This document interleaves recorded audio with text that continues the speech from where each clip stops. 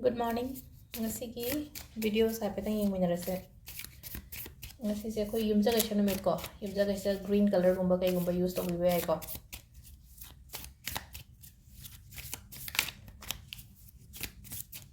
Do aham bata ko gi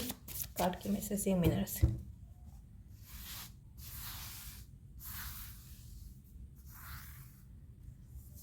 One, two, and three. Card number 1 ne, 2 ne, 3 ne ko sidagi ama choose to birase ko. Aham bai choose aham bai se lausira ani shu bai se khansira natraga ahum su bai se khansira haibado.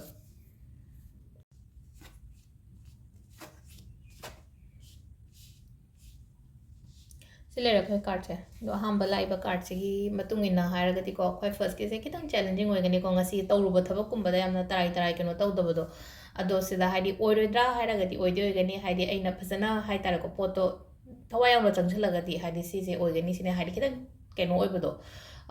tough oiba haitare ko ngasi aina tawdoriba chatoriba thabak sigi matang da haitare aduga ani shuba se namu kaino hai ka se dane ko gi ko haidi thanda kumba khara legal le ko hojik se thanda kumba le base lebigano khatang haidi kitang socialize oibiyo haitare ko kitang socialize oyo na haragati mi kitang punba khotpa haitare ko ngatangi haitare ko khoje numit chupa mayum da sum lay natraga ai numit chupa ma thabak adum taw le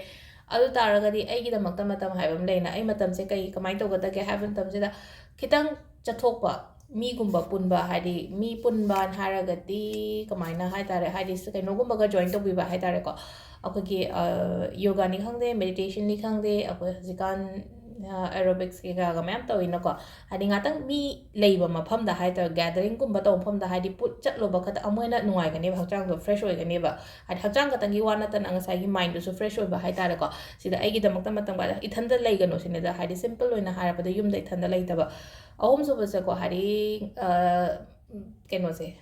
thabak se ani hum thokna natraga pot se ahut ani hum thokna lakpa yai ba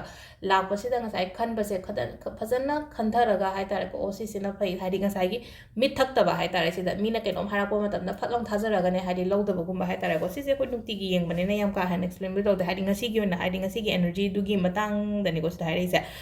ado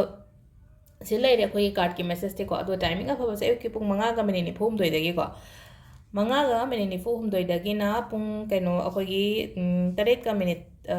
nate mangaga minute nifu humdoi daina nipan ga minute kuntra taru pawba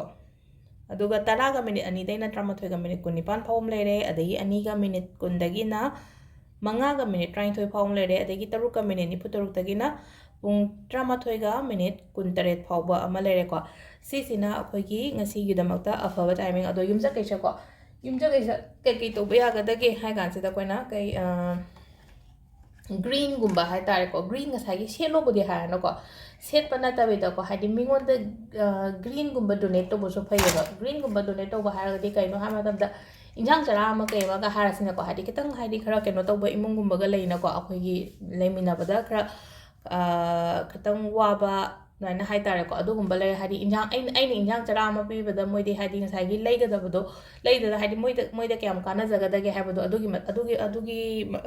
ni ko haise sida ngai gi aina ngasi sum pinning ba leira ga di ko pi de ya de ha badi leite ko sum hadi aina pinning ba leira ga di green leafy vegetables ha sine ko hadi mana masing asang bugum ba se mi ngon da pi bi be ai ko si si ma to bi be especially yum ja kai sha pok mi gi oina ha ra ga di si si ma to bi be yum ja kai sha koina kai to ba ya ga da ge ha ra di aduga atay di sila ko ngasi video sa atay di am ka han explain to ngai leitre ha petang no magi oi banina ngasi gi ha message haire timing haire colors haire ko makata video mo ko ne minarase thank you